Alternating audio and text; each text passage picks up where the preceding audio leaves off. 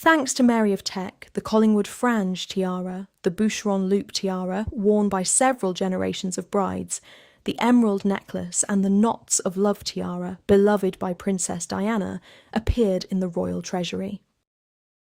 Queen May had great taste. She designed most of her jewellery herself. If she had been born into an ordinary family, she could have started her own jewellery house and been a huge success. In 1914, Maria ordered an interesting shaped honeysuckle tiara from Garrard. Cambridge sapphire manicure. Maria inherited this sapphire parure from her grandmother, Princess Augusta.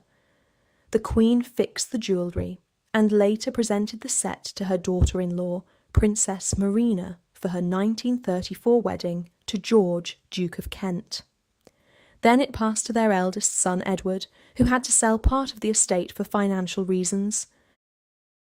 The rain beat softly against the windows of Marlborough House, while servants carried red leather boxes through dim corridors lit by gas lamps. Inside those boxes lay diamonds the size of sugared almonds, ropes of pearls from India, emeralds so dark they seemed almost black beneath candlelight. And at the centre of that world stood Queen Mary, a woman whose passion for jewellery bordered on obsession, whose emotional restraint frightened even members of her own family, and whose gifts to her daughters-in-law became silent declarations of approval, power, affection, or distance. In royal history, jewels are never simply ornaments. They are coded messages. A tiara can function like a treaty. A brooch can end an argument without a word spoken aloud. And few women understood that language better than Queen Mary. She did not merely collect jewels. She weaponized continuity itself. Historians still speak with amazement about the scale of her collection and the ruthless intelligence with which she transformed older royal gems into new creations. What makes this story fascinating is not only what she gave her daughters-in-law, but why she chose those specific pieces. Some gifts represented trust, others looked generous while quietly reinforcing hierarchy. Behind the glitter stood difficult women, fragile marriages, jealousy, duty, loneliness, and the cold machinery of monarchy. And the deeper one looks into Queen Mary's relationships with the women who married into the House of Windsor, the more unsettling the picture becomes. Because Queen Mary rarely embraced people warmly. She evaluated them. That distinction changed lives. She had grown up surrounded by instability. Her mother, the Duchess of Teck, loved grandeur, but struggled financially. Young Mary learned early that appearances could preserve dignity even when reality was collapsing behind palace walls. Jewellery became more than decoration to her, it became permanence. Solid diamonds did not betray you, emeralds did not gossip, rubies did not disappoint. There is something strangely moving about that. By the time she became queen beside King George V, Mary had developed a near-legendary eye for gems. She redesigned antique pieces without sentimentality, dismantling historical jewels if she believed they could become more magnificent. Modern historians often describe her as the architect of the modern Windsor jewellery vault, but inside the family, this created tension. The younger royals sometimes viewed her collection not as inheritance, but as territory guarded by a formidable empress. Then came the arrival of her daughters-in-law. The first was Elizabeth Bowes-Lyon, the shy Scottish aristocrat who married Prince Albert, the future King George VI. At first glance, Elizabeth seemed too soft for the rigid Windsor machinery.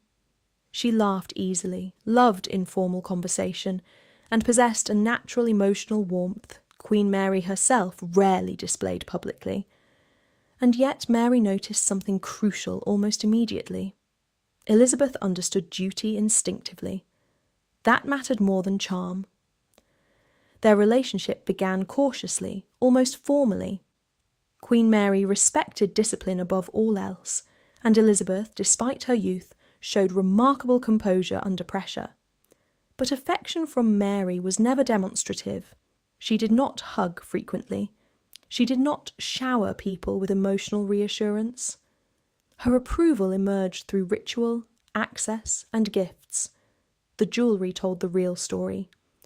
One of the most significant gestures came through pieces associated with Queen Alexandra, Mary's beloved mother-in-law. Alexandra's jewels carried emotional gravity inside the royal family. Passing such pieces onward symbolised continuity between generations of queens. Elizabeth Bowes-Lyon received important jewels connected to Alexandra, including necklaces and pieces that quietly elevated her status within the dynasty. Queen Alexandra had also given Elizabeth an amethyst necklace as a wedding gift in 1923, a piece layered with symbolism because Alexandra herself represented the glamorous golden age before war shattered Europe. Mary approved of Elizabeth, but approval from Queen Mary always carried conditions.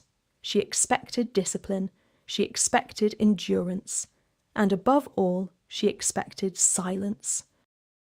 Elizabeth learned quickly that emotional vulnerability had little value in Queen Mary's world.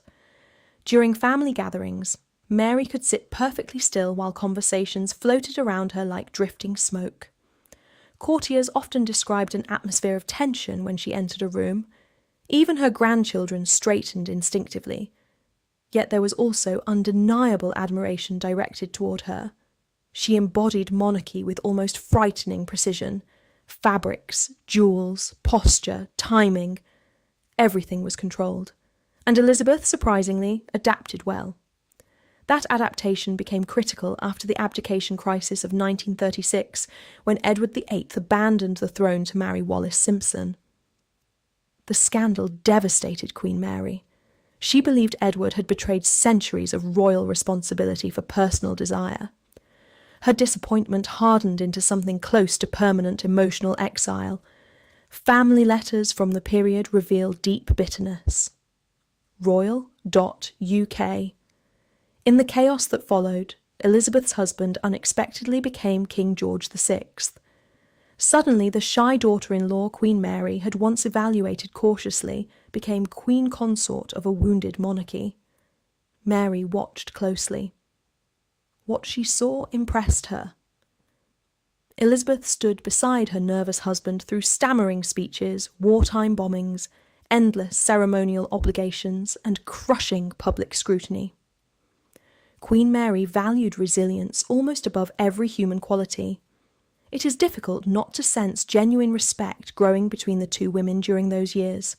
The jewels reflected this shift with unmistakable clarity. Among the most remarkable gifts associated with Queen Mary was the famous Cambridge lover's knot tiara, a dazzling construction of diamonds and swinging pearls originally commissioned by Mary herself in 1913. Inspired by a design owned by her grandmother, Princess Augusta of Hesse-Kassel, the tiara carried deep dynastic symbolism, thecourtjeweller.com.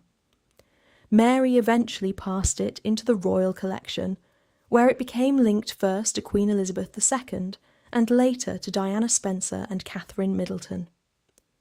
The tiara itself almost feels haunted by royal emotion, glamorous in photographs, yet burdened by generations of pressure and expectation, and that is the essential truth about royal jewels. They absorb history. Every scratch on a clasp, every altered setting, every replacement stone tells a story about survival. Queen Mary understood this better than anyone alive at the time. She preserved the monarchy not only through ceremony but through visual continuity. During the Second World War, while Europe burned and dynasties vanished forever, British royal women continued appearing in ancestral diamonds. That visual message mattered enormously. Stability had to be seen to be believed. There is a chilling brilliance in that strategy. But while Elizabeth Bowes-Lyon earned Queen Mary's respect, another daughter-in-law entered the family under darker circumstances. Princess Marina of Greece and Denmark arrived in Britain with continental glamour that fascinated the press instantly. Tall, elegant, sophisticated, and unmistakably cosmopolitan, Marina married Prince George, Duke of Kent, in 1934. Unlike Elizabeth, who projected warmth and domesticity, Marina radiated aristocratic polish. Photographs from the period show a woman who looked entirely at ease beneath towering tiaras and ropes of diamonds. royalcollection.org.uk. Queen Mary appreciated elegance enormously, but Marina represented something potentially dangerous too: modernity, and modernity made Mary uneasy. Still, the Queen gave Marina extraordinary jewels upon entering the family. One of the most famous was the Kent City of London fringe tiara, presented as a wedding gift in 1934. The piece exploded with upright diamond spikes resembling frozen sunlight.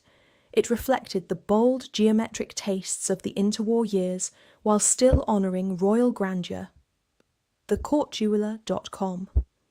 The gift was politically intelligent. Marina came from a financially strained branch of European royalty.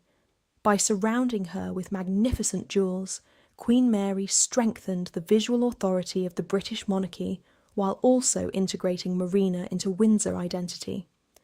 Jewellery again became diplomacy. Yet emotionally, their relationship remained complicated.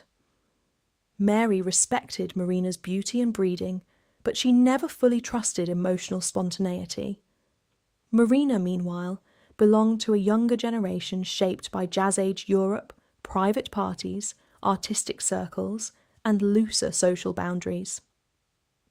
Beneath the polished smiles existed a subtle cultural clash between Victorian rigidity and 20th century transformation, and Queen Mary never truly surrendered control gracefully.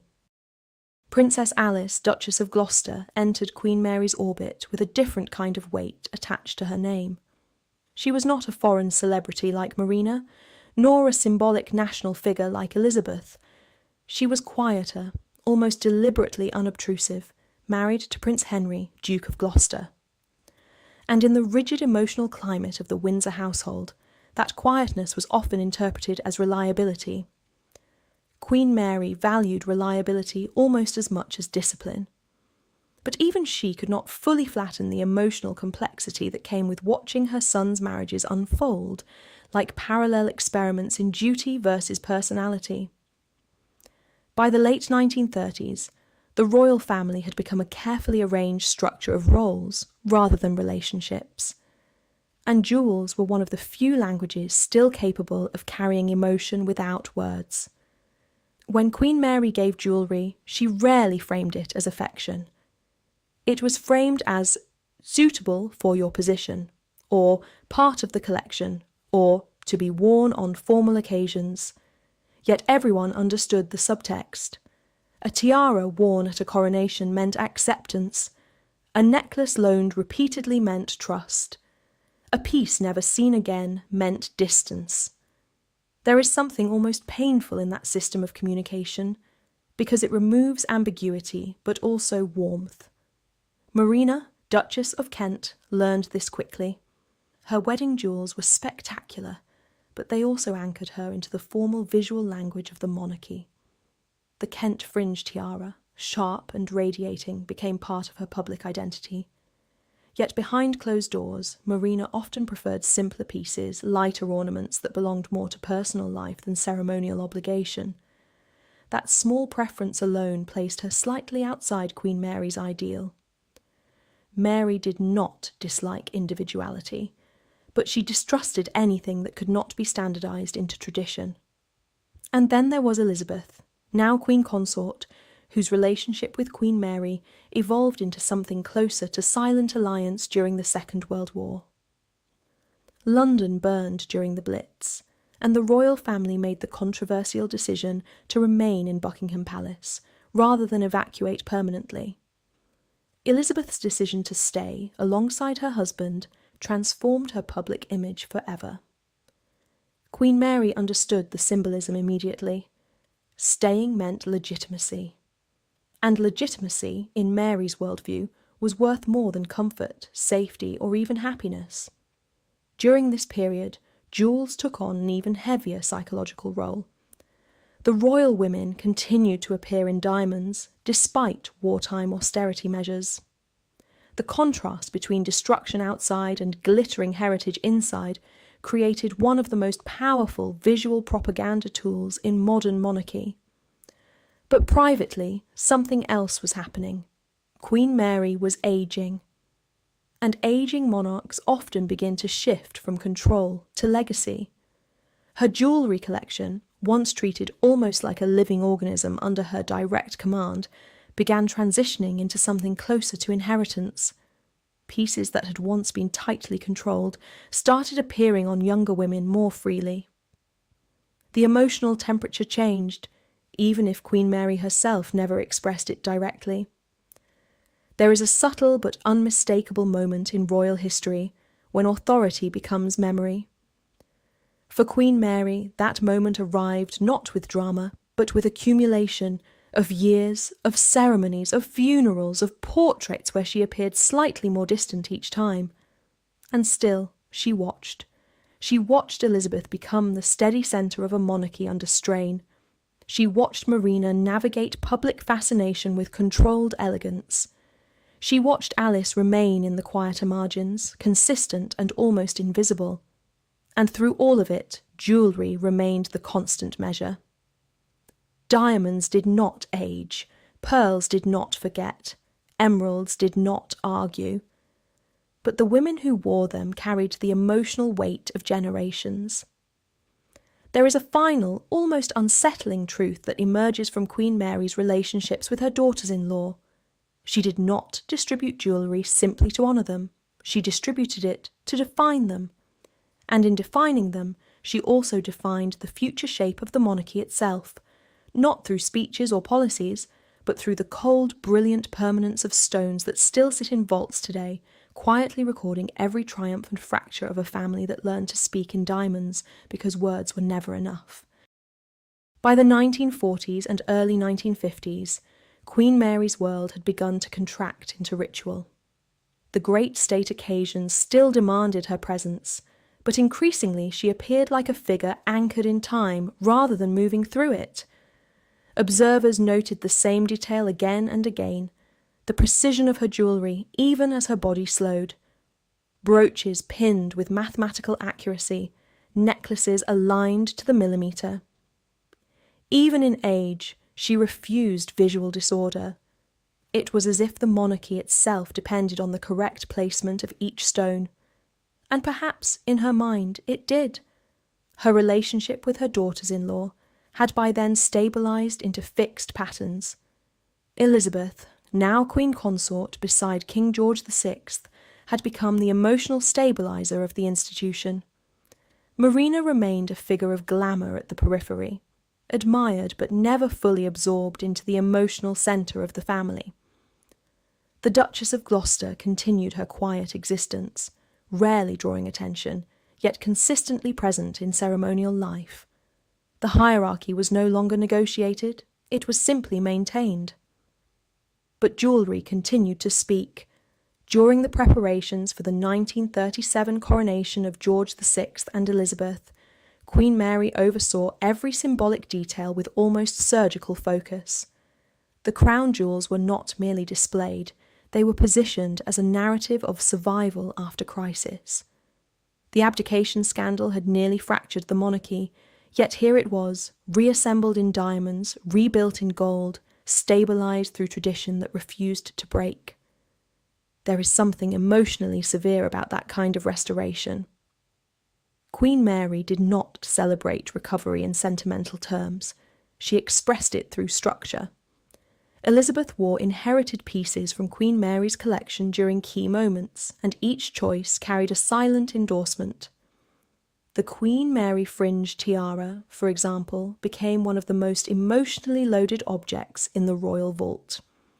Built originally for Mary from diamonds associated with Queen Victoria, it had already passed through multiple generations by the time Elizabeth wore it at her wedding. When she wore it again decades later for family portraits, it no longer functioned as jewellery alone, it had become a timeline. And Queen Mary understood timelines better than most historians. Her final years were marked by increasing withdrawal from active influence, but not from observation. Even as health declined, she continued to receive detailed reports about royal appearances, ceremonies, and international visits. Jewellery remained central to how she interpreted these events. A tiara worn correctly signalled continuity. A brooch absent from a key photograph could signal a shift in favour, even if no one admitted it aloud. It is striking how intensely she read meaning into objects that most people would consider decorative. In private, those who knew her best often described an atmosphere of emotional distance that had never fully softened. Yet there were moments, rare, almost imperceptible, when her choices suggested recognition rather than evaluation. When Elizabeth appeared in pieces associated with Queen Alexandra or Queen Victoria, there was continuity. When Marina wore bold, modern settings, there was acceptance of difference. When Alice appeared in understated but correct jewels, there was stability. These were not gestures of warmth in a conventional sense. They were acknowledgements of function within a dynasty. And then came 1953. Queen Mary did not live to see the coronation of her granddaughter, Queen Elizabeth II, but she had already shaped its visual language long before it occurred. The young queen would inherit not only the throne, but also the accumulated symbolism of decades of curated jewellery history. The diamonds she wore would not simply reflect light, they would reflect expectation. When Queen Mary died in March 1953, the reaction within the royal household was not theatrical. It was contained, structured, almost ceremonial in its restraint. That in itself felt consistent with her life. Emotion had never been absent, but it had always been organised into discipline. And yet, privately, there was an undeniable sense that something irreplaceable had ended. Because Queen Mary had not merely collected jewellery, she had used it to construct a visual language for monarchy itself, and that language did not disappear with her. It remained embedded in every tiara that passed to Elizabeth II, every brooch later worn by Diana, every inherited piece that Catherine would eventually bring into a modern era still bound, quietly, invisibly, to the rules Mary had written in diamonds nearly a century earlier. Even now, those jewels continue to travel through history like sealed messages, and every time they are worn, they repeat the same silent truth Queen Mary understood from the beginning. In a monarchy, nothing is ever just decoration. After Queen Mary's death, the royal vault did not become quieter. It became heavier, not in weight, but in meaning. Every tray of diamonds, every dismantled tiara, every reset brooch now carried the absence of the woman who had once treated them like an active language. The court jewellers who had worked under her long discipline found themselves in a strange new reality. The same objects, the same stones, but no longer a single controlling intelligence interpreting them as strict grammar. The monarchy moved forward under Queen Elizabeth II, but it did so on foundations Queen Mary had already hardened. Elizabeth II inherited not just jewels, but a system of visual authority. Certain pieces were no longer beautiful objects. They were ceremonial instruments with fixed roles. The girls of Great Britain and Ireland tiara, the Vladimir tiara, the Cambridge emeralds. Each carried expectations shaped by decades of use, adjustment, and symbolic assignment. And yet, even in this new era, Queen Mary's influence remained visible in a very specific emotional pattern, restraint disguised as continuity. Elizabeth II wore jewels not as personal expression, but as constitutional language. That instinct traced directly back to her grandmother-in-law. But the daughters-in-law of Queen Mary, those women who had once received her judgments in the form of gifts, began to exist more clearly as historical figures rather than active participants in her system. Elizabeth Bowes-Lyon, the Queen Mother, lived long enough to become almost mythologized. Her jewellery choices in later decades reflected a careful preservation of inherited meaning. She did not reinvent Queen Mary's language. She maintained it, polished it, repeated it with consistency that bordered on devotion. Marina, Duchess of Kent, moved into a quieter existence after tragedy reshaped her family life. Her early brilliance in the public eye softened into private endurance. The jewels she once wore under flashes of interwar photography became artifacts of another emotional world, one defined by elegance before catastrophe, before war permanently altered European royalty. And the Duchess of Gloucester remained, as always, at the margins of visibility, present, correct, and almost invisible in the way institutions often prefer those who do not disturb equilibrium. But the most haunting aspect of Queen Mary's legacy is not how her daughters-in-law wore the jewels. It is how the jewels continued to choose moments. There are photographs where certain tiaras appear repeatedly during coronations, state dinners, royal weddings, almost as if they prefer ceremony to intimacy. There are necklaces that disappear for decades only to re-emerge at moments of transition. There are brooches that seem to cluster around mourning periods, their reappearance marking not fashion, but grief made visible. Historians often describe this as tradition. But tradition alone does not explain emotional repetition across generations. Something deeper is at work, a system so carefully built that it continues to behave as if its original architect is still observing. Queen Mary's daughters-in-law lived inside that system differently, each responding in their own emotional dialect. Elizabeth responded with duty, Marina with adaptation, Alice with quiet endurance, and Queen Mary, throughout her life, responded to all of them in the same way she responded to jewels themselves, by assigning meaning, stabilising identity, and reducing emotional chaos into structured form. There is an uncomfortable clarity in that approach. It leaves very little room for misunderstanding, but also very little room for warmth. And yet, history rarely remembers emotional absence as cruelty in her case. It remembers precision, control, continuity, survival. Because when the modern world tore through monarchies across Europe, the British royal family remained in part because it had learned to present itself as unbroken line rather than fragile human institution. And Queen Mary was one of the architects of that illusion, not through politics, not through speeches, but through diamonds worn at the exact right angle under the exact right light, so that even in moments of crisis, the monarchy looked like something permanent rather than something merely enduring. The most unsettling realisation comes at the end of this story. The jewels did not simply belong to Queen Mary. They belonged to the roles she assigned to others, and those roles outlived her. Even today, when a tiara is lifted from a vault and placed on a head, it is not just beauty being recreated. It is an old instruction being followed, silent, exact, and almost impossible to disobey. A language written in stone, and still speaking. There is a particular kind of silence that follows great authority when it leaves a room. In Queen Mary's case, that silence did not feel empty, it felt structured.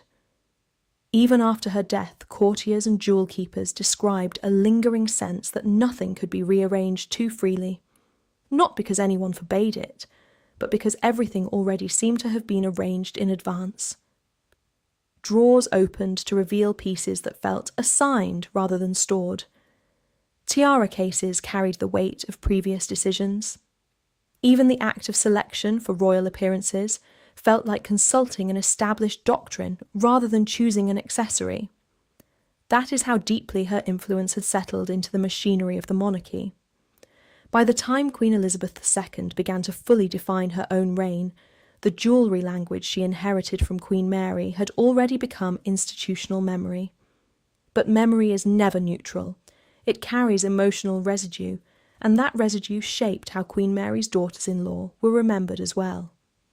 Elizabeth, the Queen Mother, became the living continuation of wartime monarchy. Her public image, warm, approachable, endlessly steady, stood in contrast to Queen Mary's emotional reserve. Yet in private royal symbolism, the connection between them was never truly broken. The same brooches reappeared in photographs across decades. The same pearls were worn at funerals and coronations alike, as if grief and celebration were simply different intensities of the same duty. Observers sometimes missed the point. These were not fashion choices, they were acts of continuity maintenance. Marina, Duchess of Kent, however, represented something more complicated in hindsight. Her early public life remains one of the most visually striking periods of 20th century royal imagery. Flashbulbs captured her in geometric diamond pieces that seemed to belong to a more optimistic world, one still believing elegance could remain untouched by political rupture. But history did what it always does. It interrupted the illusion. War reshaped everything. Europe's aristocratic networks fractured. Many royal houses became symbolic rather than political forces. And within that transformation, Marina's glittering interwar identity began to feel like a preserved fragment of a world that no longer existed. Her jewels, once signs of glamour, slowly turned into markers of a vanished aesthetic order. Queen Mary would have understood that shift immediately, because for her, jewellery was never static beauty. It was timing. Alice, Duchess of Gloucester, remained the least visually documented of the three, yet in many ways she best preserved the internal logic of Queen Mary's system. She understood that visibility itself was a form of responsibility in royal life. Her presence in formal jewels was never excessive, never experimental. It was calibrated, and in that calibration, she ensured her place in the hierarchy without ever challenging it. There is something almost architectural about her role, like a supporting column that does not draw attention, but without which the structure would subtly fail. And perhaps that is the quiet truth about Queen Mary's influence on her daughters-in-law. She did not simply distribute jewellery as gifts. She distributed positions within a visual system of monarchy. Some were placed at the centre of continuity, some at the edge of adaptation, some in the structural background that allowed everything else to appear stable, and none of it was random. Even the absence of certain jewels from certain women tells a story as precise as any coronation portrait, because in Queen Mary's world, omission was never neutral, it was meaning. As the decades passed, newer generations of royals inherited these objects without always knowing the full emotional architecture behind them. They saw brilliance, craftsmanship, heritage. They saw tradition. But tradition in this case had been carefully engineered by one woman's lifelong belief that monarchy survives not through sentiment, but through visual certainty. And that certainty continues to repeat itself. In every state portrait where a familiar tiara reappears. In every royal wedding where an inherited necklace returns to light. In every funeral where pearls signal mourning in a language older than most modern nations. It is a system that no longer requires Queen Mary's presence to function, but it still carries her logic. And perhaps the most unsettling part is this. The system still works because people continue to believe the meaning is natural, when in fact it was designed, and once designed so perfectly, it becomes indistinguishable from nature itself.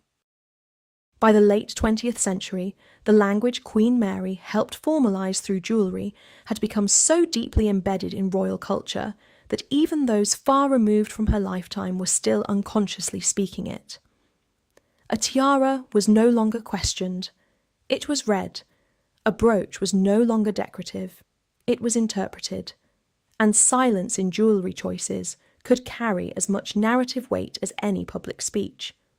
This is where Queen Mary's legacy becomes most unsettling, not in the beauty of the objects themselves, but in how completely their meanings outlived the woman who assigned them. The daughters-in-law who once stood under her gaze had long since passed into history or myth, yet the patterns she established continued to shape how their successors were visually understood. When Princess Diana entered the royal family decades later, the system she stepped into was already fully formed. The Spencer tiara, the Cambridge lover's knot, the suite of pearls and diamonds associated with Queen Mary's collection, all of it existed within a language she did not create, but was expected to perform within. And the public, knowingly or not, read every appearance through that inherited code. What Queen Mary built was not a collection. It was an interpretive framework, and frameworks are far more enduring than individuals. Inside royal archives, there are records of jewels being assigned for specific roles: state visits, diplomatic receptions, coronations, memorial services. The language used is almost bureaucratic, but the emotional effect is anything but cold. Each assignment carries expectation, and expectation creates pressure, especially on the women who must wear history literally on their heads. It is easy to forget how physically heavy some of these objects are. But weight in royal jewellery is never just physical. It is symbolic burden translated into gold and stone. Elizabeth, the Queen Mother, carried that burden longer than anyone connected to Queen Mary's immediate circle. Even in her final decades, she appeared at public events in pieces that echoed earlier generations, as if deliberately refusing to let the visual continuity break. There is something both comforting and haunting about that consistency. It suggests stability, but it also suggests inability to step outside the role that had been assigned. Marina's legacy, by contrast, became increasingly archival. Her most dramatic jewels now live more in photographs than in motion.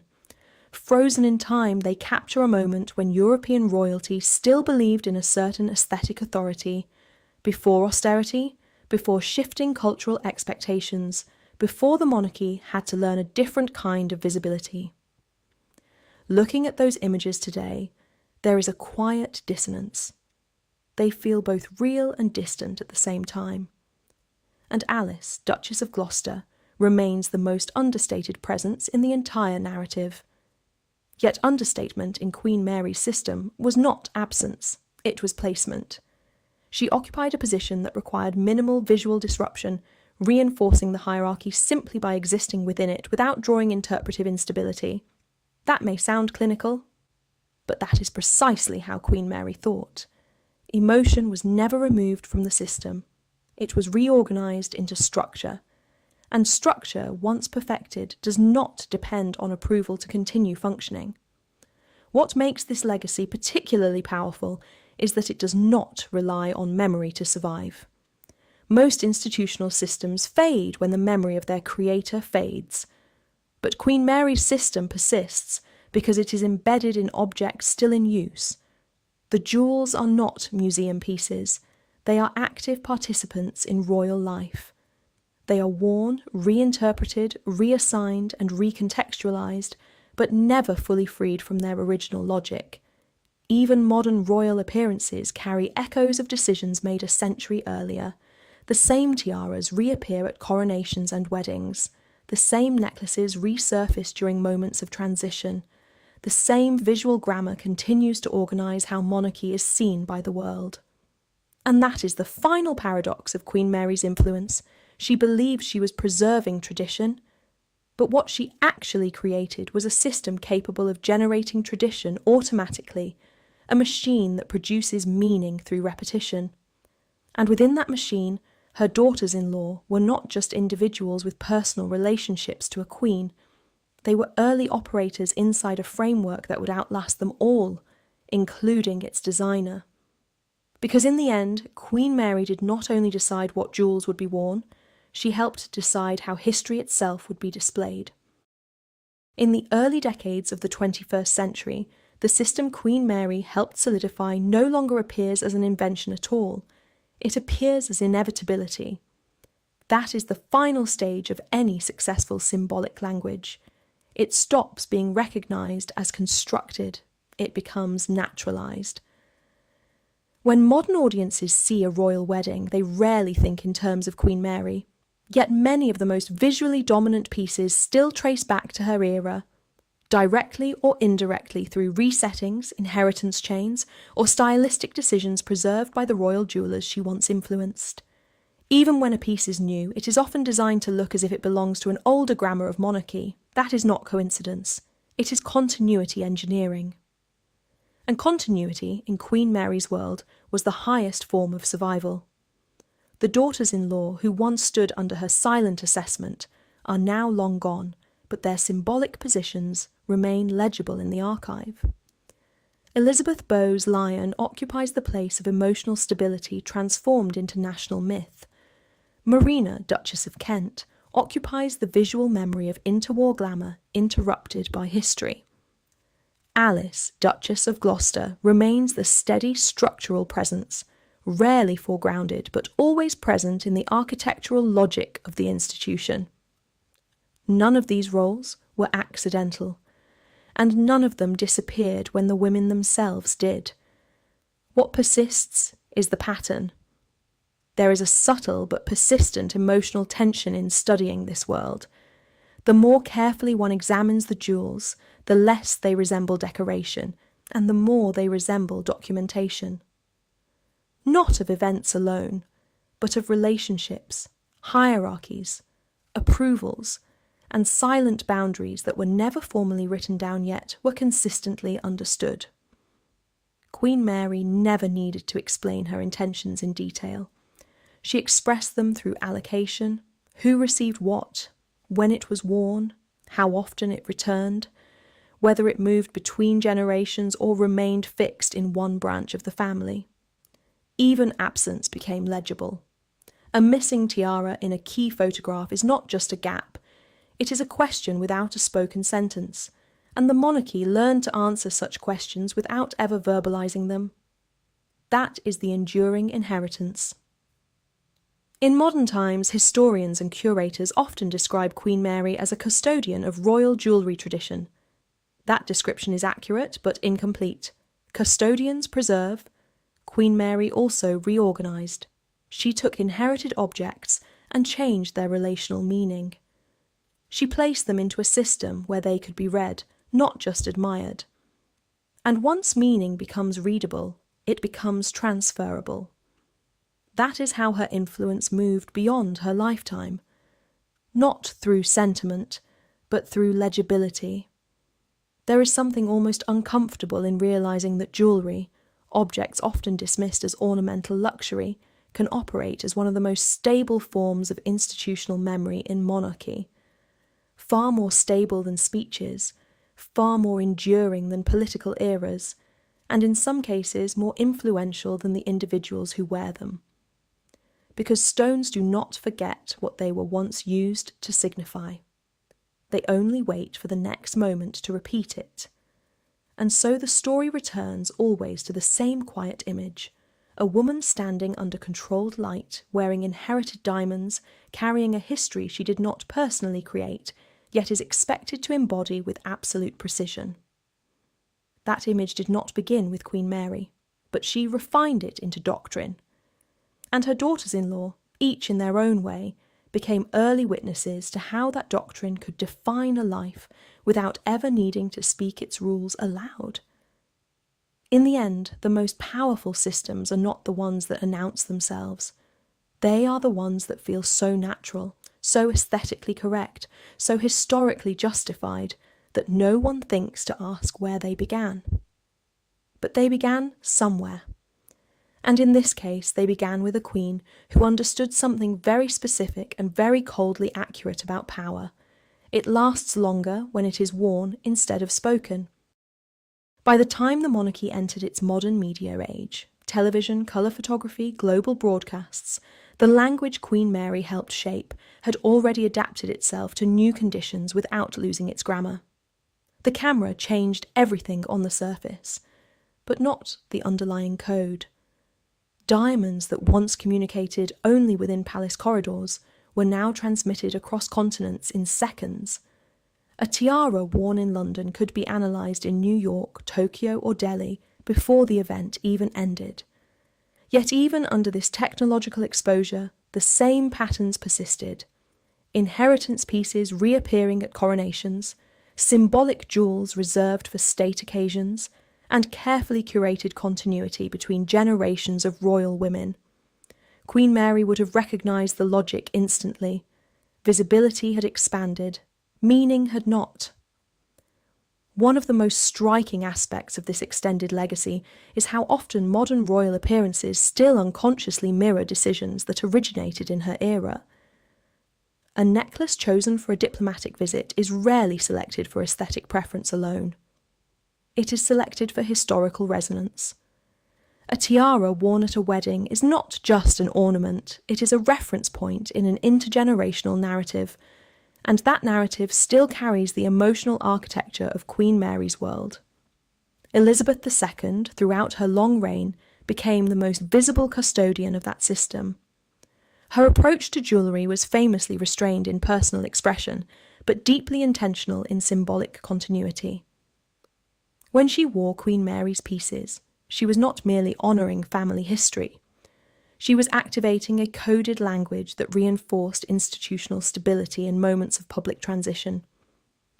There is a quiet discipline in that practice that is easy to underestimate, because it is not dramatic, it is repetitive, and repetition is what makes systems permanent. Yet if one returns to Queen Mary's daughters-in-law, the emotional complexity beneath this system becomes clearer. Elizabeth Bowes-Lyon's transformation into the Queen Mother is often remembered in affectionate terms: warmth, resilience, wartime courage. But behind that public image lies a more structured reality. She learned how to inhabit Queen Mary's system without breaking it, even while subtly softening its emotional tone. Her jewellery choices in later life reflect continuity, but also accessibility.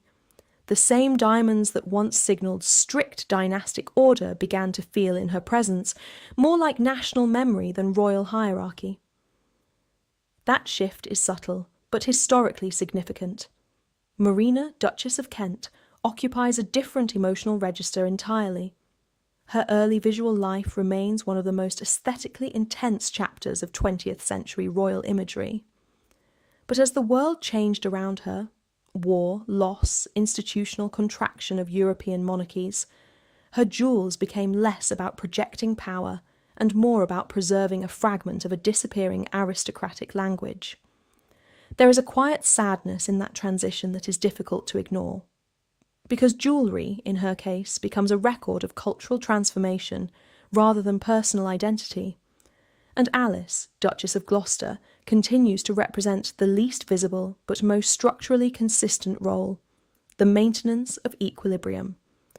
She is present without interruption, correct without emphasis, steady without narrative disruption.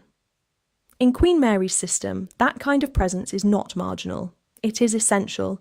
It ensures the structure does not tilt. What emerges from all of this is not a story about jewels in the conventional sense. It is a story about controlled meaning. Queen Mary's true innovation was not aesthetic, it was organisational.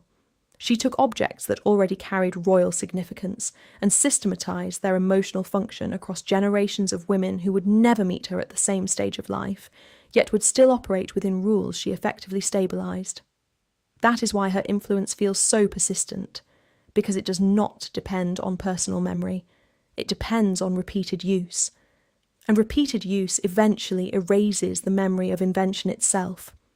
Today, when historians trace the journey of a single tiara across centuries, they are not simply tracking ownership. They are mapping a network of relationships between queens, consorts, daughters-in-law, and institutions that learn to communicate through controlled visibility rather than direct expression. And somewhere inside that network, Queen Mary remains present, not as a figure, but as a structure. A set of decisions embedded so deeply into tradition that they no longer appear as decisions at all, just how things are done. And perhaps that is the final, most unsettling achievement of her legacy. Not that she shaped what was worn, but that she shaped the belief that what is worn was never shaped by anyone in particular, as if it simply arrived that way, fully formed and impossible. By the time the 2010s and 2020s arrive, the royal image is no longer confined to palace walls or printed newspapers. It exists as constant circulation, photographs, analysis, commentary, instant comparison with past decades. Yet even in this accelerated environment, Queen Mary's system continues to function with surprising resilience. The same tiaras reappear, the same necklaces return at moments of transition, the same patterns of inheritance quietly repeat, but something new begins to happen in parallel. Interpretation becomes public. Where once meaning was contained within court circles, it is now dissected in real time by global audiences. Every appearance is cross-referenced against archives. Every jewel is traced through decades of photographs.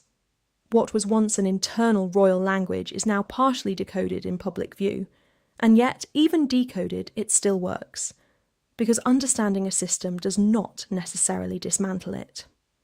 One of the most striking realizations for modern historians is how stable Queen Mary's framework remains even when stripped of mystery.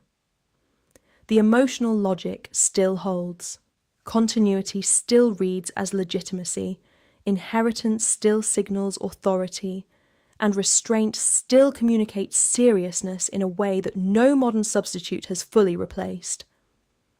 This is where her daughters-in-law re-enter the story in an unexpected way, not as living figures, but as reference points.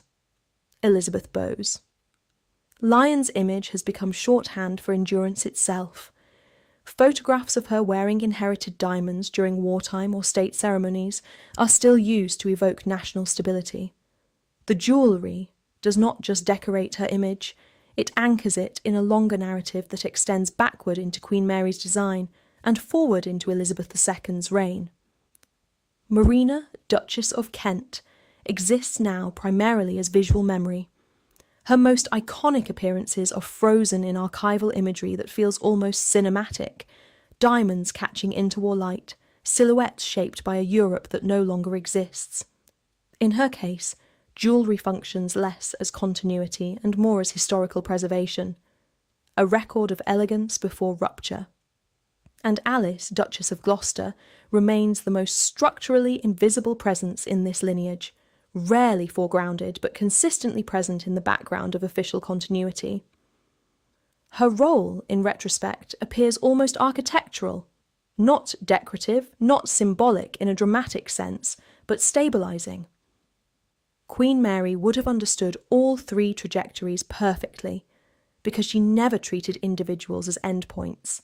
She treated them as positions within a system, and systems, once built well enough, outlive the logic of their creators. There is a moment in any long historical structure when origin stories begin to blur. People remember outcomes more clearly than beginnings. The reason a tiara appears at a coronation is no longer consciously linked to the decisions of one queen who catalogued, reorganised, and assigned meaning decades earlier. It simply becomes traditional. That word, traditional, it functions almost like historical amnesia disguised as respect.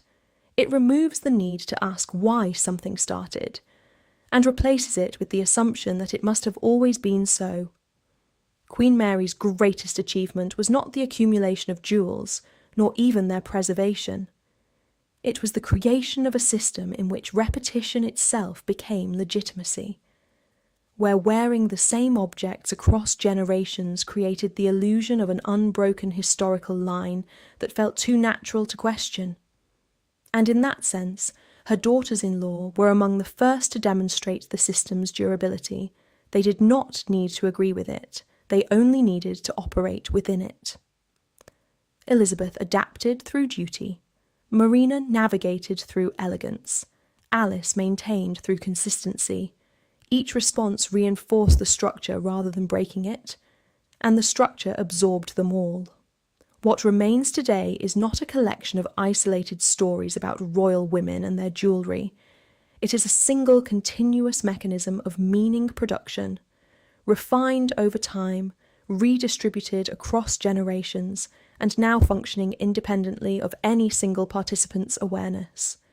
A mechanism where diamonds are not just worn, they are read, and where every tiara is both an object and a sentence in a language that began long before modern audiences learned to decode it, and will likely continue long after its origins are no longer remembered in detail. Because systems like this do not end with the people who built them. They end only when no one recognises them as systems anymore, and by then they have already become history itself. There is an irony at the centre of Queen Mary's legacy that becomes clearer the deeper one studies it. She was a woman who feared instability almost obsessively, yet the system she created survived precisely because it could adapt while appearing unchanged. That illusion of permanence became one of the monarchy's greatest strengths. Jewellery played a central role in maintaining it. When younger generations entered the royal family, they inherited not only objects, but expectations attached to those objects. A tiara once worn by a queen carried behavioural implications. A necklace associated with mourning subtly dictated emotional tone. Even choices that appeared spontaneous often unfolded within boundaries established decades earlier, and those boundaries still carried Queen Mary's fingerprints. The fascinating part is how invisible the mechanism became. Modern audiences often respond emotionally to royal jewels without consciously understanding why. Certain pieces immediately communicate gravity, legitimacy, continuity, sacrifice, or celebration. The emotional effect feels instinctive. But instinct in this case has been carefully trained across generations through repetition. That repetition began long before television, and Queen Mary mastered it before most people even understood visual culture as political language. Her daughters-in-law became early carriers of that language during one of the most unstable periods in modern European history. Empires collapsed, monarchies disappeared, aristocratic houses dissolved into exile or irrelevance. Yet Britain's monarchy endured, not untouched, but intact enough to preserve symbolic authority. Queen Mary understood that survival required visual continuity stronger than political turbulence, and so the jewels kept appearing, during funerals, at coronations, at diplomatic receptions, at weddings staged carefully enough to resemble historical paintings. Every appearance reinforced the same underlying message: the institution remains. It is impossible to separate that strategy from the women who wore the jewels. Elizabeth Bowes-Lyon became perhaps the clearest proof that Queen Mary's system could evolve emotionally without collapsing structurally. The future Queen Mother projected warmth that Queen Mary herself rarely displayed publicly, yet she maintained the same visual discipline. That balance mattered enormously. It allowed the monarchy to appear more human without surrendering ceremonial authority. Marina represented another type of adaptation altogether. Her glamour modernised royal imagery during the interwar years, but always within controlled limits. She introduced cosmopolitan sophistication into the Windsor image, while still operating inside the visual architecture Queen Mary considered essential. And Alice, consistent almost to the point of invisibility, proved that institutional stability often depends most heavily on those who attract the least attention. Queen Mary likely appreciated that more than anyone, because she knew monarchy was not sustained by charisma alone. It was sustained by predictability. That may sound emotionally barren, but history repeatedly rewards systems capable of surviving emotional extremes. And Queen Mary built precisely that kind of system, one where personal feelings mattered less than symbolic continuity. There is something both admirable and unsettling about that level of discipline, especially when viewed through the lives of the women around her. They married into a family where jewels could function as approval, obligation, reassurance, warning, or historical assignment, all without a single explicit sentence being spoken. Emotional communication became embedded in objects because direct emotional expression was often considered dangerous inside the structure of monarchy itself. That silence shaped generations. And perhaps nowhere is it more visible than in photographs. Study enough royal portraits across the decades and patterns emerge with almost mathematical consistency. Certain tiaras cluster around moments of legitimacy.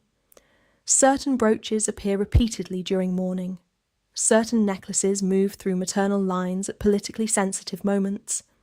Nothing is random, or at least Queen Mary tried to ensure nothing appeared random. That effort transformed royal jewellery into something far more powerful than luxury. It became controlled historical memory. And controlled memory is one of the strongest forms of institutional survival ever created. Even now, when modern royals step before cameras wearing pieces once selected, redesigned, or assigned under Queen Mary's influence, they participate in a narrative structure older than themselves. Some may understand it deeply, others may experience it more instinctively, but the mechanism continues regardless, because the most enduring systems do not require constant explanation, they require repetition. And repetition, over time, becomes indistinguishable from truth. Queen Mary's obsession with order did not emerge from luxury. It emerged from fear. That is the detail many polished royal biographies avoid, because it complicates the image of the perfectly controlled queen surrounded by diamonds and velvet. But beneath the precision lived an old anxiety formed during childhood, a fear of instability, humiliation, and collapse. Her family had aristocratic blood, yet chronic financial weakness. Bills accumulated, appearances had to be maintained carefully, social position depended on visual credibility even when reality underneath was fragile. Young Mary learned something brutal very early. People forgive hardship more easily than they forgive visible disorder. That lesson never left her. Years later, when she became queen, jewellery transformed into more than dynastic decoration. It became armour against uncertainty. Every emerald necklace, every towering tiara, every carefully restored heirloom communicated the same message. Permanence exists here, even if privately it did not. This psychological foundation shaped how she treated her daughters-in-law. She was not simply evaluating personalities. She was evaluating whether they strengthened or weakened the visual and emotional architecture protecting the monarchy itself. Elizabeth Bowes-Lyon succeeded because she instinctively understood morale. During wartime visits to bombed neighbourhoods, she smiled without appearing frivolous. She wore elegant clothes without seeming disconnected from suffering. Most importantly, she projected steadiness under pressure. Queen Mary respected that immensely, but respect from Queen Mary rarely resembled tenderness. There are accounts from palace staff describing interactions between the two women that felt courteous yet emotionally formal, even after years of family connection. Elizabeth learned not to seek emotional reassurance from her mother-in-law. Instead, she learned to interpret signals. A jewel worn twice in close succession could mean approval. A private loan from the royal vault could indicate trust. An invitation to wear historically important pieces during estate occasions meant elevation within the dynasty. And Queen Mary distributed such signals with extraordinary calculation. One particularly revealing aspect of her personality was her refusal to separate jewels from institutional purpose. Other royal women occasionally attached sentimental value to individual pieces because of romance, family memory, or personal milestones. Queen Mary considered sentiment secondary to continuity. If an older tiara could be dismantled and redesigned into something more useful for the dynasty's future image, she would authorise it without hesitation.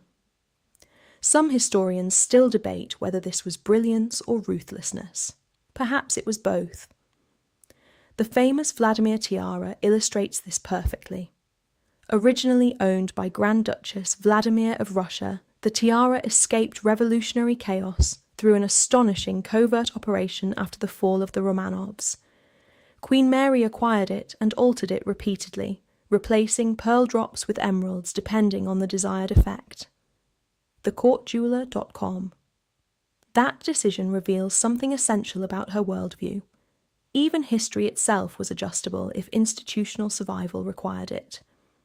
Her daughters-in-law entered this environment carrying very different emotional instincts. Marina, Duchess of Kent, often appears in photographs with an ease Queen Mary herself rarely projected. Marina belonged to a generation more comfortable with glamour as personal expression rather than solely dynastic representation. She moved elegantly through aristocratic European circles, shaped by fashion, art, and cosmopolitan sophistication.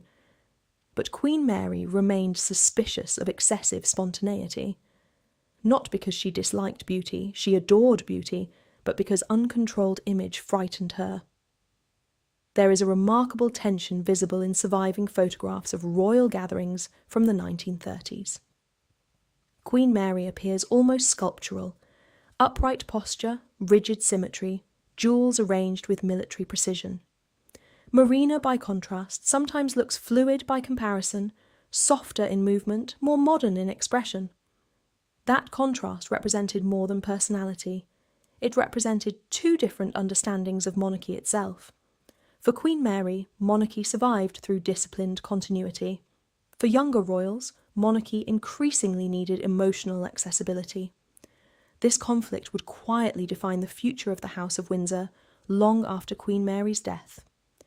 And through all of it, jewellery remained the battlefield where these philosophies negotiated with one another silently. Because inside palaces, objects often say what people are forbidden to express aloud. The deeper one moves into Queen Mary's world, the clearer it becomes that she trusted objects more than emotions. Objects endured, people disappointed. That belief shaped nearly every important relationship in her life, especially with the women who married into the Windsor dynasty. Her daughters-in-law entered a family where emotional language had already been compressed into ritual long before they arrived. A formal dinner-seating arrangement could communicate tension more clearly than an argument. A delayed invitation could feel like punishment. And jewellery, cold, glittering, permanent jewellery, often became the most direct form of emotional communication available. It sounds almost unbelievable now. Yet royal households have always functioned through symbols, because symbols create plausible deniability. No one needed to openly criticise a daughter-in-law if she simply was not offered certain honours, certain appearances, certain historical jewels. Queen Mary mastered this system to a degree that bordered on artistry, and the women around her learned quickly. Elizabeth Bowes-Lyon understood perhaps faster than anyone that Queen Mary's approval was earned through endurance rather than intimacy. During the dark years of King George VI's reign, especially throughout the Second World War, Elizabeth displayed exactly the qualities Queen Mary considered essential: composure, reliability, and above all emotional discipline under public scrutiny. But there was another layer beneath that respect. Queen Mary saw in Elizabeth something she considered increasingly rare in modern royalty: instinctive understanding of performance as duty. Not performance in the theatrical sense, performance as a constitutional necessity. That distinction mattered enormously. When bombs fell over London, royal appearances became acts of psychological warfare against despair itself. Clothing, posture, jewels, all of it communicated national continuity. Queen Mary had spent decades refining this visual language, and Elizabeth executed it with remarkable skill. There are wartime photographs where Elizabeth appears wearing pearls while standing amid devastation. Modern audiences sometimes misunderstand these images, assuming extravagance or detachment. But within the symbolic framework Queen Mary believed in, the message was deliberate. Civilization still exists, order still exists, the crown still stands, and jewels played a central role in projecting that illusion of permanence. Queen Mary admired this deeply because she herself had survived an era where entire royal houses disappeared almost overnight. She had watched Europe's monarchies collapse into exile, execution, or irrelevance after the First World War. Romanovs murdered, German dynasties shattered, aristocratic certainty evaporated beneath revolution and economic ruin. Those events haunted her permanently. And perhaps this explains why she guarded royal symbolism with such intensity. She did not view monarchy as naturally eternal. She viewed it as fragile architecture requiring constant maintenance. Her daughters-in-law became part of that maintenance system, whether they wished to or not. Marina struggled more visibly with this reality. Though elegant and intelligent, she carried traces of continental aristocratic culture that felt freer, less restrained than the British royal model Queen Mary enforced. Marina enjoyed artistic circles, social sophistication, and modern glamour. These qualities fascinated the public, but they also introduced unpredictability into a family deeply afraid of instability after the abdication crisis. Queen Mary never forgot the trauma caused by Edward VIII. Never. The abdication reinforced her suspicion that personal emotion could destabilise monarchy itself. Love, desire, spontaneity, These things appeared dangerous to her because she had seen one king surrender the throne for them. After 1936, emotional self-control inside the royal family became even more valuable than before, and jewellery again became part of enforcing that control. The royal women continued appearing immaculate during moments of national anxiety because visual consistency reassured the public emotionally. Queen Mary understood something modern political strategists would later study extensively.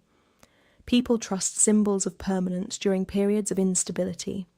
That understanding made her extraordinarily effective, but it also made personal relationships around her emotionally difficult. There is something tragic in the realization that many royal women learned to communicate approval, grief, status, and loyalty more comfortably through inherited diamonds than through direct vulnerability. And perhaps nowhere is Queen Mary's influence stronger than there, because she transformed jewellery from ornament into emotional infrastructure for an institution terrified of collapse. By the late years of her life, Queen Mary had become something larger than an individual personality inside the royal household. She had become a principal. Servants lowered their voices around her. Courtiers adjusted behaviour instinctively in her presence. Even senior members of the family often approached her with a kind of ceremonial caution. And yet, beneath that immense authority, there remained a woman deeply shaped by insecurity, memory, and fear of impermanence. That contradiction explains so much about her relationships with her daughters-in-law. She could admire them sincerely while still keeping emotional distance. She could reward them generously while reminding them, silently, that the jewels belonged first to the institution, not to them personally. This distinction mattered enormously. Queen Mary believed royal women were temporary custodians of continuity, not owners of it. The diamonds might rest on a particular head for a few decades, but they ultimately served the crown itself. That philosophy stripped jewellery of personal possession and transformed it into institutional responsibility. Elizabeth Bowes-Lyon understood this almost perfectly, perhaps better than anyone expected. There is a reason Queen Mary gradually entrusted her with increasingly important pieces from the royal collection. Not because Elizabeth was glamorous in the traditional sense. She was not. Marina possessed far more continental sophistication and visual drama, but Elizabeth possessed something Queen Mary valued even more highly: emotional steadiness under historical pressure. When George VI died in 1952, the monarchy entered another dangerous transition. Elizabeth Bowes-Lyon lost not only a husband but the emotional centre of her life, yet even in mourning, visual continuity remained carefully maintained.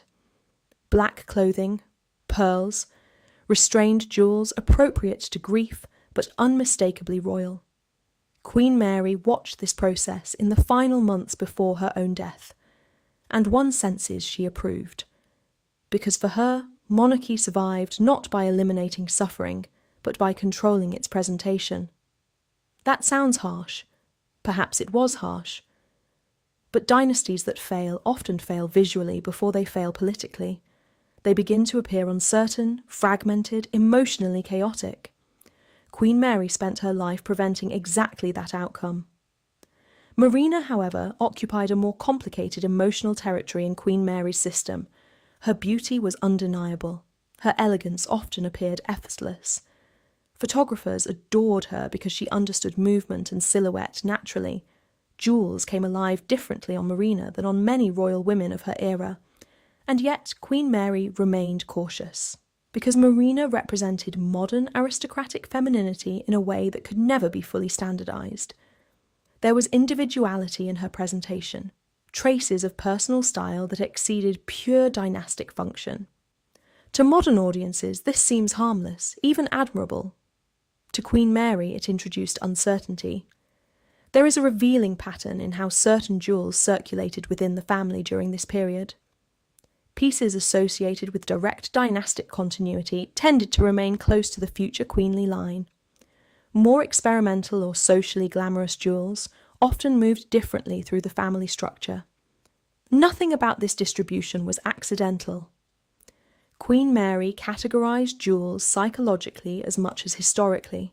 Some represented authority, some represented ceremonial continuity, some represented beauty, and she did not confuse these categories. This level of symbolic management sounds almost impossible today, yet it shaped royal life constantly behind the scenes. Alice, Duchess of Gloucester, meanwhile, fit Queen Mary's ideal model of controlled royal behaviour perhaps more naturally than either Elizabeth or Marina. Alice rarely sought public fascination. She understood hierarchy instinctively and rarely disrupted institutional equilibrium. But history remembers quieter women differently, often less vividly. That does not mean Queen Mary valued Alice less. In some ways, she may have valued her reliability enormously. Institutions depend heavily on individuals who stabilise structures without drawing attention to themselves, and Queen Mary, more than most, understood institutions from the inside. There is something profoundly revealing about the fact that her emotional language remained tied so completely to objects. Other families preserve memory through storytelling, touch, affection, shared vulnerability. The Windsors under Queen Mary preserved emotional meaning through inherited jewels, ceremonial repetition, and visual symbolism. This created extraordinary continuity, but it also created loneliness, because objects can preserve duty beautifully while preserving emotional distance just as effectively. And perhaps that is the hidden emotional cost running beneath all this brilliance, the cost of transforming human relationships into systems strong enough to survive history itself. The tragedy of Queen Mary's world is that it worked. That is what makes it so compelling and so emotionally unsettling. Her methods preserved the visual authority of the British monarchy through abdication, war, economic instability, political transformation, and the collapse of nearly every comparable royal structure in Europe. Historians can debate her emotional severity, her rigidity, even her obsession with protocol, but the results remain difficult to argue with. The institution survived. And survival, to Queen Mary, justified almost everything. Her daughters-in-law became living proof of that philosophy in different ways. Elizabeth Bowes-Lyon emerged from the catastrophe of the 1930s and 1940s, not broken, but elevated into a symbol of national resilience. Marina adapted her cosmopolitan identity into a more disciplined royal role without losing her elegance entirely. Alice maintained structural continuity so quietly that many later observers underestimated how essential figures like her were to the monarchy's stability. Queen Mary had effectively transformed these women into components of a larger symbolic machine.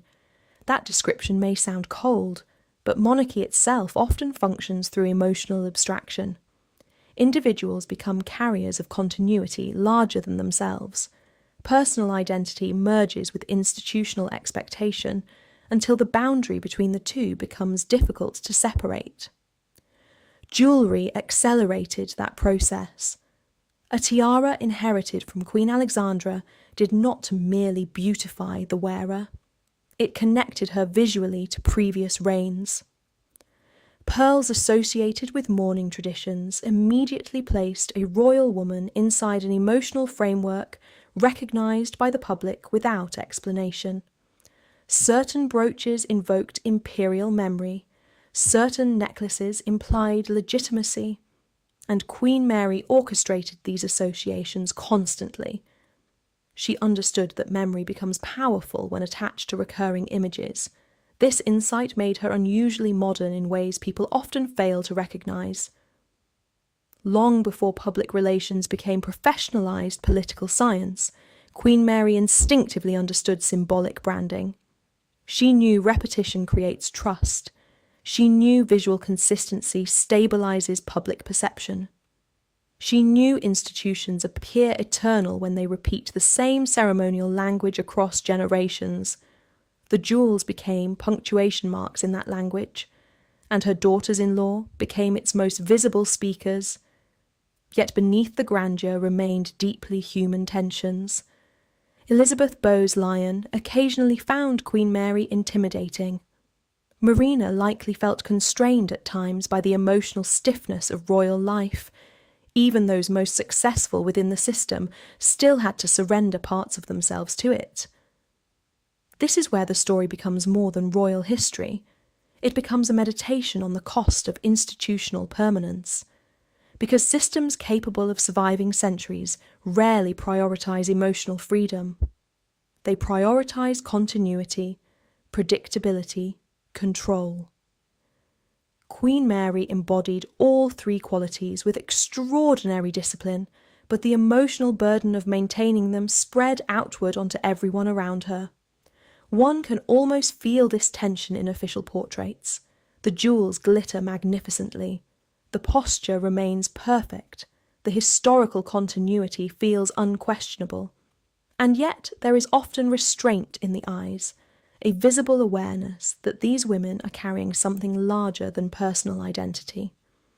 Queen Mary trained the monarchy to communicate through controlled imagery so effectively that later generations inherited the method almost unconsciously. By the reign of Elizabeth II, the system no longer required explanation inside palace life. Everyone understood instinctively which jewels belonged to which level of significance, which appearances required historical continuity, which visual messages needed reinforcement during moments of uncertainty. The mechanism had become self-sustaining. That may be Queen Mary's greatest achievement, not the jewels themselves, not even the collection. But the creation of a symbolic framework durable enough to survive beyond direct memory of its architect. Even today, when royal watchers discuss the appearance of a specific tiara at a wedding or state banquet, they are often participating unknowingly in interpretive patterns she helped standardise nearly a century ago. That is extraordinary, and slightly haunting, because it means Queen Mary's influence still operates quietly through objects moving across generations of women who never knew her personally.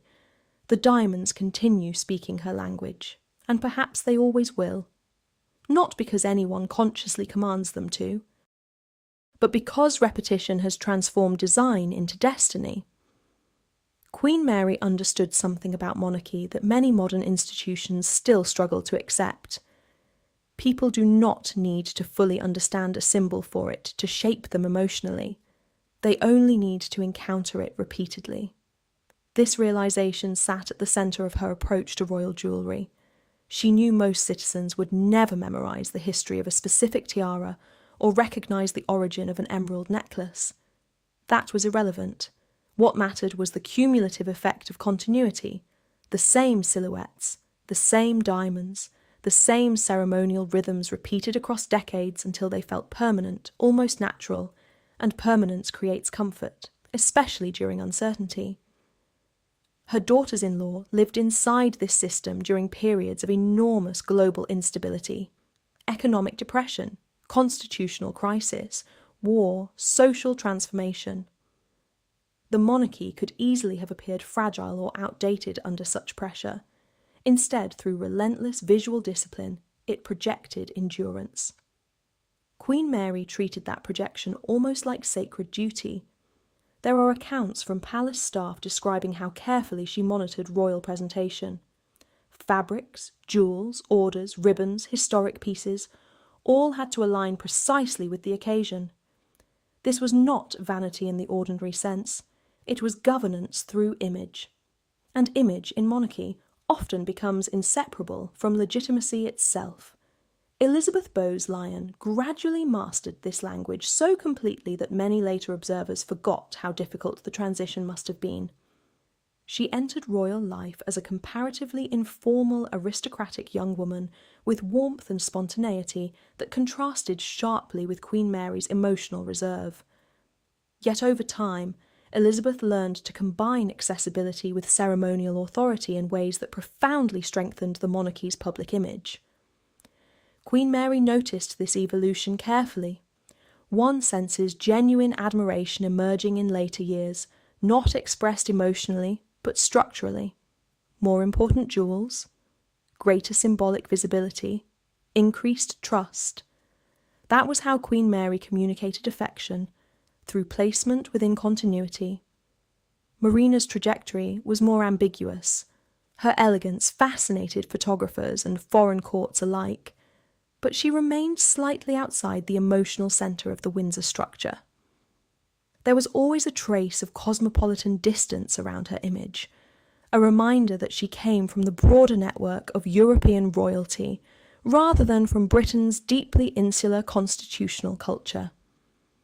Queen Mary respected aristocratic pedigree enormously, yet she also understood political optics with remarkable sharpness. British monarchy after the First World War required careful management of public perception. Excessive glamour could appear detached from ordinary life. Excessive individuality could suggest instability. Marina walked this line constantly, and Queen Mary watched constantly. The jewels Marina received reflected both admiration and controlled containment, spectacular enough to reinforce status, yet still integrated into the broader visual language of Windsor continuity rather than purely personal identity. Alice, Duchess of Gloucester, meanwhile, represented perhaps the purest example of institutional assimilation. She rarely disrupted expectations because she rarely appeared to seek distinction from the structure itself. Her jewellery choices, public behaviour, and ceremonial appearances all reinforced continuity quietly rather than dramatically. This may explain why Queen Mary seemed comfortable with her. Predictability felt safe. And safety for Queen Mary was never merely personal preference, it was historical necessity. The collapse of European dynasties haunted her generation profoundly. Royal families she once knew vanished into exile, obscurity, or death. Crowns disappeared, palaces emptied, imperial structures dissolved almost overnight. Against that backdrop, visual continuity stopped being decorative tradition and became psychological defence against collapse. That context changes everything.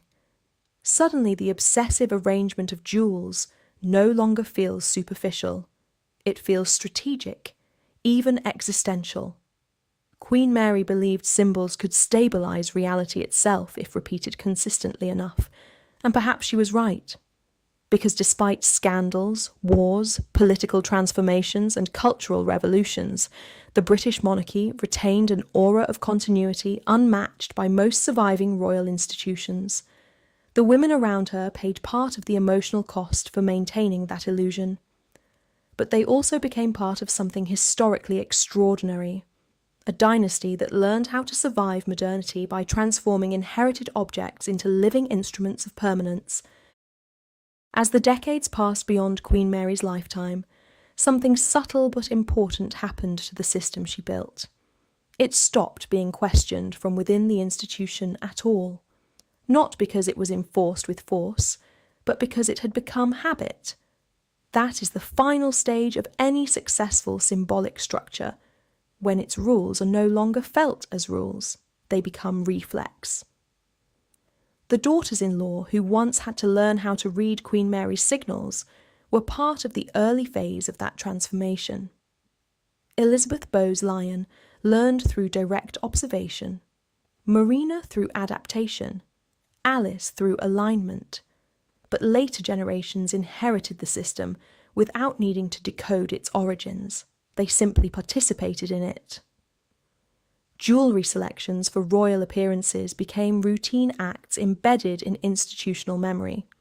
Certain pieces were simply right for certain occasions, not because anyone could always articulate why, but because history had already assigned them meaning through repetition. Queen Mary's influence persisted precisely because it did not require her presence. That is what makes it structurally powerful. Even when individual intentions fade, established patterns remain operational. And those patterns continued shaping royal visibility throughout the late 20th and early 21st centuries. State visits still relied on inherited tiaras to signal continuity between nations and generations. Weddings still activated specific historical jewels to connect private unions with public tradition. Mourning rituals still drew on older pieces that communicated grief in a language the public immediately recognised, even if unconsciously. This is where Queen Mary's system reveals its deepest function. It converts memory into visual shorthand, and visual shorthand is extremely difficult to replace once established. Modern royal women, whether consciously or not, operate within that inherited grammar. Even when new pieces are introduced, they are often designed to fit the established language rather than disrupt it. The silhouettes, proportions, and ceremonial contexts still echo decisions made decades earlier. That continuity is not accidental. It is cultural inertia shaped into structure, and it carries emotional consequences that are easy to overlook. Because when meaning is pre-assigned to objects, personal expression becomes constrained within inherited boundaries. A tiara is not just worn, it is interpreted. A necklace is not just chosen, it is read. Even absence becomes meaningful as viewers speculate about significance behind what is not displayed. Queen Mary understood this interpretive environment instinctively. She built for it. And her daughters-in-law became early participants in that environment before it expanded into a global media spectacle. Elizabeth Bowes-Lyon's long public life allowed her to embody continuity across eras that might otherwise have fractured institutional memory. She became a living bridge between Queen Mary's structured visual monarchy and the modern televised monarchy that followed. Her use of inherited jewels reinforced that bridge repeatedly, stabilising perception during periods of transition. Marina's legacy, meanwhile, remained visually anchored in a different emotional register, one tied to interwar elegance and pre-war European aristocratic culture. Her jewellery appearances now function less as active royal communication and more as archival reference points for a vanished world. Alice, Duchess of Gloucester, continues to occupy the quieter structural layer of this system in historical memory. Not the focal point, but part of the framework that allowed focal points to exist without destabilising the whole. When viewed together, these roles form a kind of unspoken architecture of monarchy, one that Queen Mary helped formalise without ever explicitly writing down its rules. And perhaps that is the most important detail, because systems that depend on written instructions can be revised, but systems embedded in habit, symbolism, and repetition are far more resistant to change. They persist not because they are enforced, but because they are remembered incorrectly, as tradition rather than design. And in that misrecognition lies their endurance. Queen Mary did not simply shape how royal women wore jewellery, she shaped how meaning itself would be attached to visibility inside monarchy, and that influence continues quietly every time a tiara is lifted from its box, placed under light, and read by an audience that may not know the full history, but still feels instinctively that it matters. At this point in the story, the most revealing question is no longer what Queen Mary gave her daughters-in-law, but what she permanently changed in the way royal identity is constructed. Because the jewels were never just gifts, they were calibration tools. Each one adjusted how a woman would be seen, interpreted, and positioned within a hierarchy that depended as much on perception as on bloodline. Over time, that calibration system became self-reinforcing. Once a certain tiara was associated with coronations, it returned to coronations. Once a necklace became linked to mourning, it reappeared in mourning contexts. The objects began to remember their roles through repetition, and the women became the carriers of that memory. Elizabeth Bowes-Lyon's long public life gave the system stability across an era of profound change. As media evolved from print to television, she remained one of the clearest visual continuities the monarchy possessed. The same restrained elegance, the same reliance on inherited pieces, the same careful balance between accessibility and institutional dignity. But what is often overlooked is how deliberately that balance had been trained. Queen Mary did not allow randomness into the visual language of monarchy, because randomness creates interpretive instability. and interpretive instability in her worldview weakens authority. Every public appearance had to communicate something legible, not necessarily emotionally warm, but structurally clear. That clarity became the hidden discipline beneath royal life. Marina's presence in the system demonstrated a different tension. She brought modern elegance into the monarchy at a time when Europe itself was shifting rapidly between old aristocratic codes and new social realities. Her appearance often carried a sense of movement, less rigid than Queen Mary's sculptural stillness, more responsive to contemporary fashion currents. Yet even that modernity was absorbed into the system rather than allowed to redefine it. The jewels she wore, the occasions she appeared at, the visual framing of her public identity, all of it still operated within the boundaries Queen Mary had normalised. This is where the system reveals its most powerful characteristic. It can absorb difference without collapsing. Alice, Duchess of Gloucester, reinforced this stability through consistency. She rarely generated interpretive disruption because she rarely deviated from expected ceremonial behaviour. In a structure like this, such predictability is not marginal, it is foundational. It ensures that the system remains legible even when more prominent figures shift in style or circumstance. Together, these three women demonstrate how Queen Mary's influence functioned less as personal control and more as distributed logic. A logic embedded into roles, not individuals. That distinction matters. Because individuals change, roles persist. And once roles are defined through visual language, especially through inherited objects, they become remarkably durable across generations.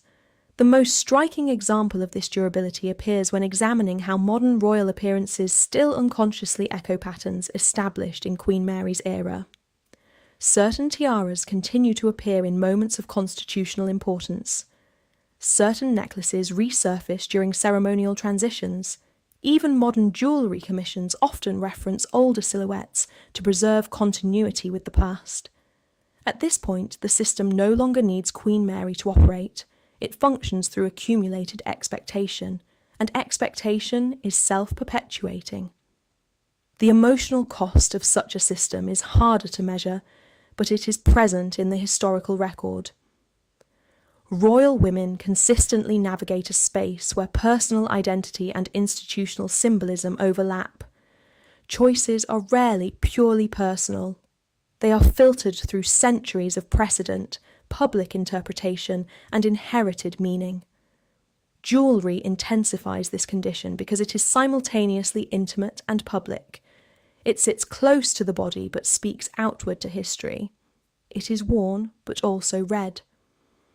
Queen Mary understood that duality with unusual precision. She built a system in which visibility became structured communication rather than spontaneous expression. And once that structure was established, it began to reproduce itself automatically. Even now, long after her lifetime, the same logic persists in quieter form. Not as explicit instruction, but as inherited behaviour embedded in ceremony, curation, and expectation, which leads to the final uncomfortable realisation. Queen Mary did not just curate royal jewellery. She helped define the grammar of royal visibility itself, and grammar once learned is rarely questioned. It is simply used, again and again, until it feels like the only way language was ever meant to be spoken. At the far end of this long historical arc, Queen Mary's influence begins to look less like the work of a single monarch and more like the construction of a closed visual system, one that continues to operate even when its original emotional context has faded from immediate memory. What remains is not her personality, it is her method. And that method survives in the most unassuming places: the opening of a jewellery case before a state banquet, the quiet decision to choose one tiara over another, the archival instinct to preserve certain pieces for appropriate occasions rather than circulate them freely. Each of these moments carries a trace of her logic. The daughters-in-law who first encountered that logic experienced it as direct discipline. Elizabeth Bowes-Lyon learned how approval could be communicated without words. Marina learned how glamour could be contained within institutional expectations. Alice learned how stability could be maintained through consistency rather than prominence. But later generations inherited something different. They inherited normalization. What had once been deliberate structure became background assumption. And that shift is crucial to understanding why Queen Mary's influence persists so strongly even in a media environment she could never have imagined. Television, photography, and now digital circulation do not weaken the system she built, they amplify it, because her system was designed for visibility. It depends on being seen repeatedly in recognisable forms. A tiara is not just an object in that context. It is a signal that gains meaning through repetition across decades. Modern royal appearances still activate that same mechanism.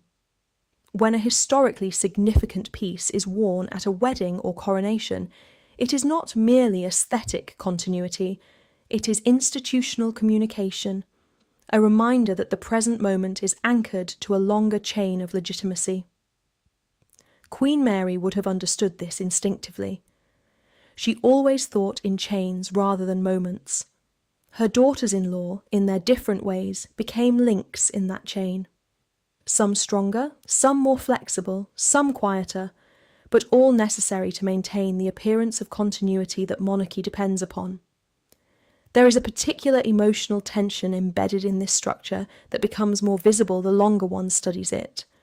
On the surface, it appears as stability, orderly appearances, carefully curated jewellery, controlled symbolism. But beneath that stability lies a constant negotiation between individuality and institutional expectation. That negotiation rarely resolves fully. It is managed, not solved. Elizabeth Bowes-Lyon managed it through warmth disciplined by duty. Marina managed it through elegance constrained by expectation. Alice managed it through consistency that minimised friction with the system itself. And Queen Mary, watching all of this during her lifetime, appears less like a distant authority figure and more like the original designer of the constraints within which these negotiations had to occur. The most revealing aspect of her legacy is not that she valued jewellery. Many royal figures do. It is that she converted jewellery into an operational language of monarchy, capable of transmitting meaning across time without needing verbal explanation. That language is still in use. It does not announce itself. It does not need to. It appears whenever inherited pieces are selected for moments of national importance, whenever continuity must be visually reinforced, whenever the institution chooses to present itself as something older, steadier, and more coherent than the individuals currently representing it. And at those moments, whether consciously recognised or not, the system she shaped reactivates, not as memory, but as function. That is why her presence still feels strangely close, even a century later. Not because she remains visible, but because the structure she created continues to produce the same kind of visibility she once carefully engineered. And as long as that structure remains in use, the story does not fully end. It simply continues being worn. At some point, continuation itself becomes the subject. Because once a system has been refined to the point where it no longer visibly depends on its creator, the only remaining question is whether it can ever be meaningfully separated from them at all. Queen Mary's jewellery framework reached that stage earlier than most royal traditions. It stopped feeling like an inherited design and began functioning like an inherited instinct. Not discussed, not debated, simply applied. That is why modern royal appearances can feel so instantly correct to audiences, even without detailed historical knowledge. The eye has been trained over generations to recognise certain combinations of form, occasion, and symbolism as appropriate. A tiara at a coronation does not need explanation. A pearl necklace at mourning does not need justification. The meaning is already embedded in cultural memory, and that memory is layered. At the base is Queen Mary's era, the formalisation of jewellery as structured communication. Above it are Elizabeth II's decades of repetition and refinement. Above that, contemporary adaptations shaped by media visibility and global scrutiny. Each layer reinforces the one below. This is why the system resists simplification. It is not a single tradition. It is an accumulation of decisions that became habits, then expectations, then identity. The daughters-in-law who once stood closest to Queen Mary are now historical figures inside that accumulation, but their roles still function as reference points. Elizabeth Bowes-Lyon represents endurance made visible. Marina represents elegance filtered through institutional constraint. Alice represents continuity without disruption. None of these roles were formally assigned in writing, yet they persist as interpretive templates. That is one of the most revealing aspects of royal symbolism. It does not require formal codification to become authoritative. Repetition across high visibility moments is enough to stabilise meaning. Queen Mary understood this long before modern media theory described it. She did not need audiences to analyse jewellery. She only needed them to recognise it consistently. And recognition, once stabilised, becomes expectation. Expectation then becomes tradition. And tradition eventually erases the sense that it was ever constructed at all. There is a quiet emotional paradox here. The system creates clarity for observers. Each jewel seems to fit its occasion. Each appearance feels coherent.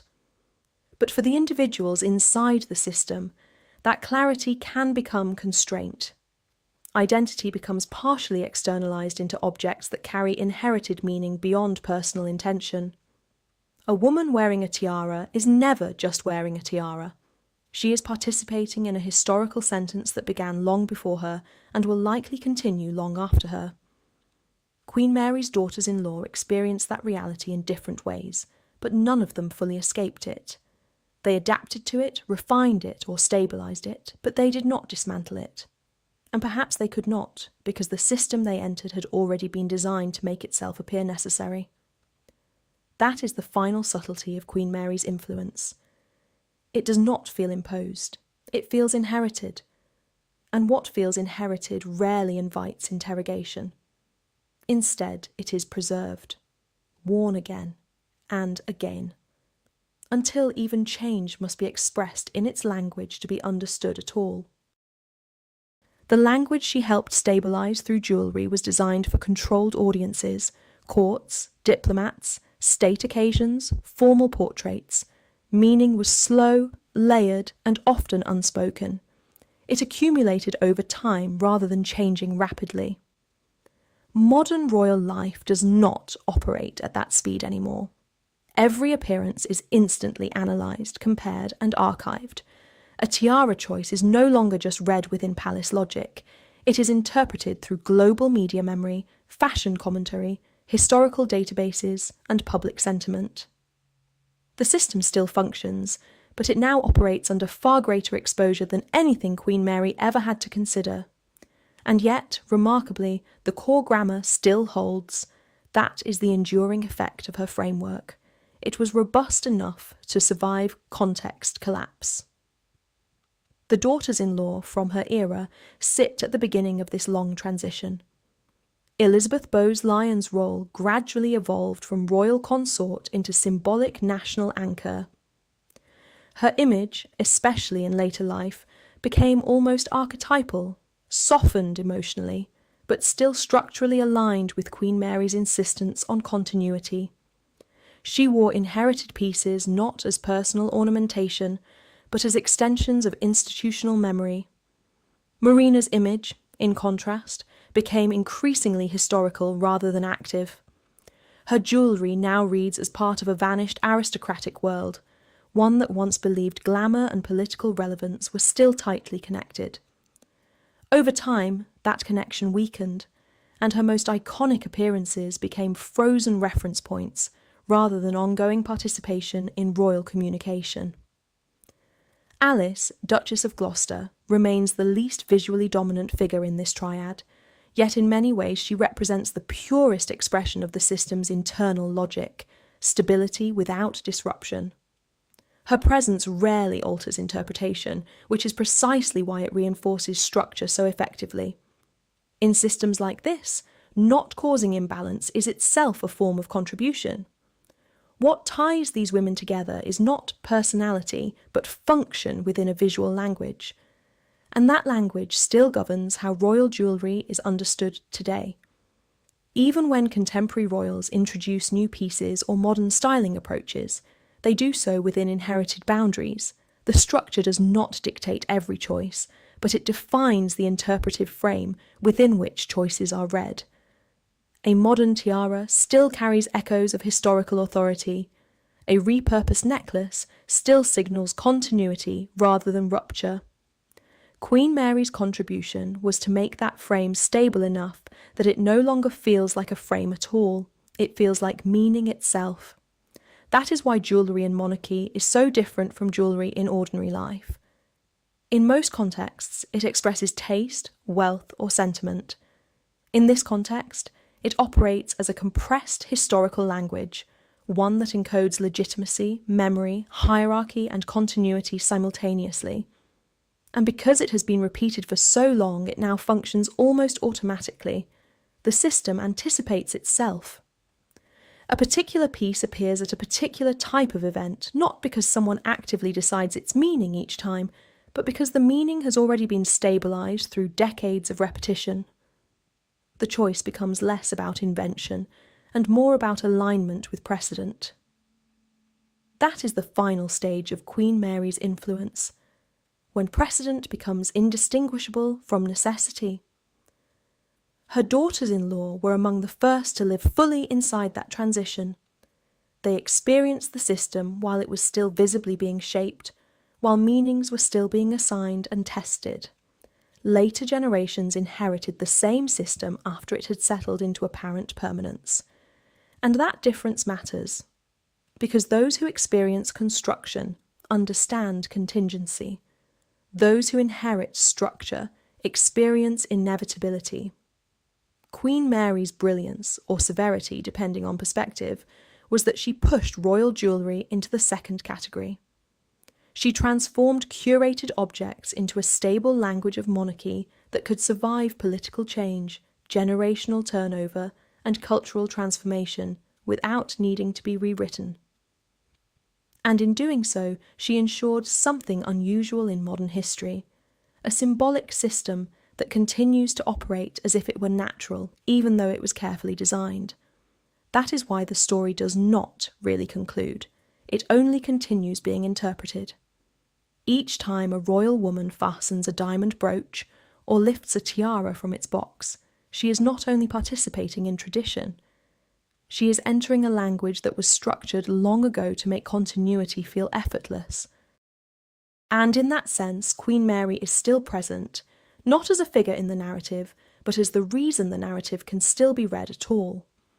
At a certain point, continuing this story means circling the same core truth from different angles, because Queen Mary's system does not expand in a linear way anymore. It echoes, and echoes by nature repeat structure rather than invent it. The most revealing final layer is how completely this visual language has detached from its origin in everyday perception, even while still being historically traceable. Most people who see a royal tiara at a modern ceremony do not consciously think of Queen Mary, nor of Elizabeth Bowes-Lyon, nor of Marina or Alice. They perceive continuity as something inherent to monarchy itself, not as something engineered through decades of careful curation. That is the final success of the system, invisibility through familiarity. Inside historical study, however, the construction is still visible. You can trace how certain pieces become fixed to certain types of events over time.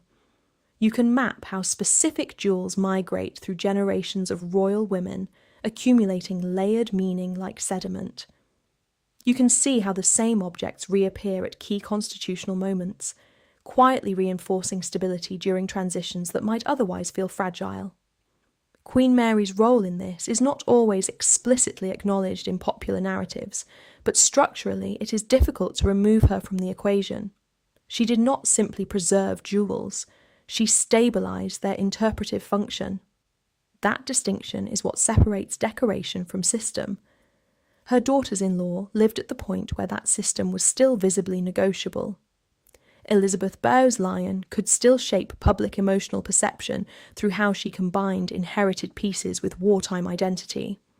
Marina could still introduce elements of continental elegance that subtly expanded the visual vocabulary of the monarchy. Alice could still demonstrate that consistency itself was a form of authority.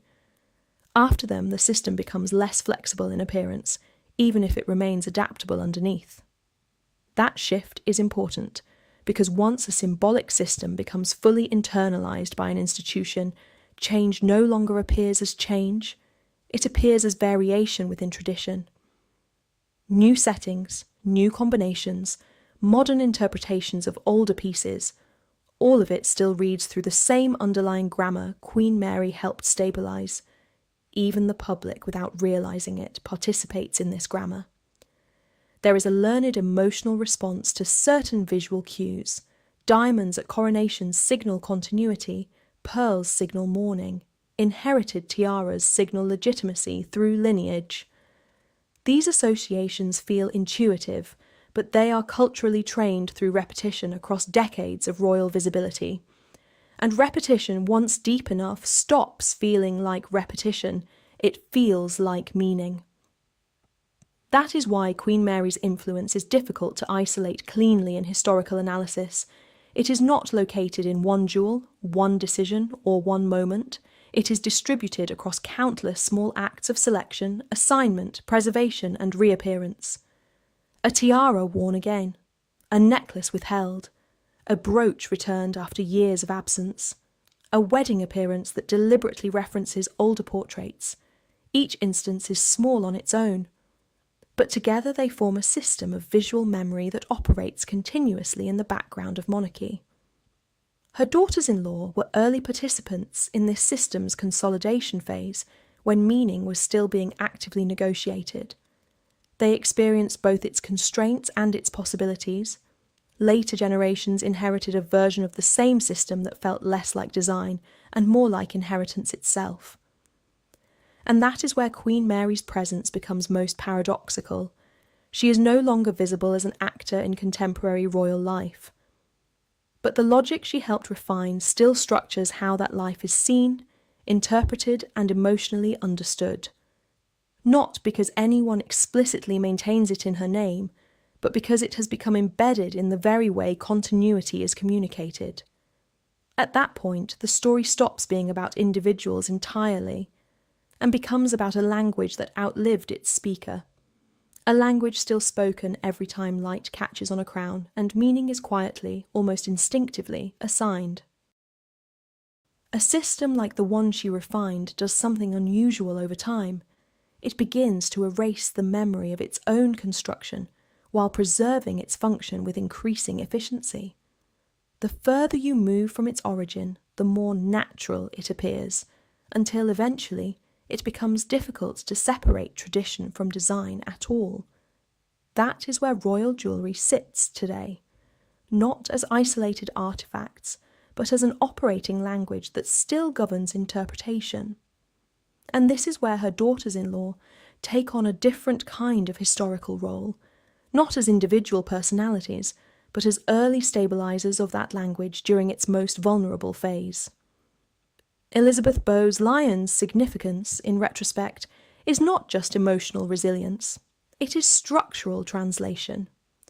She helped convert Queen Mary's rigid visual grammar into something that could survive mass media without breaking. In wartime imagery, in post-war reconstruction, in early televised monarchy, she maintained continuity in a way that allowed the system to move from court-centred symbolism into national-scale symbolism. That transition is often underestimated. It is the moment when royal imagery stops being purely aristocratic and becomes publicly infrastructural. Marina, Duchess of Kent, occupies another layer of that transition. Her early presence reflects a monarchy still comfortable with continental aristocratic glamours, still visually connected to older European court cultures. But over time, as political realities shifted, that aesthetic became less central to institutional identity. Her most striking appearances remain visually powerful, but they increasingly read as historical texture rather than ongoing instruction. And Alice, Duchess of Gloucester, represents something even more essential in systems like this: redundancy that prevents collapse. She is not the face of transformation or glamour, but of continuity without disruption. In a symbolic structure, that role is often invisible precisely because it works correctly. Queen Mary understood all of these functions instinctively, even if she never articulated them in modern analytical language. She did not need theory. She worked through placement, repetition, and controlled visibility. Over time, that became more effective than explicit instruction ever could have been.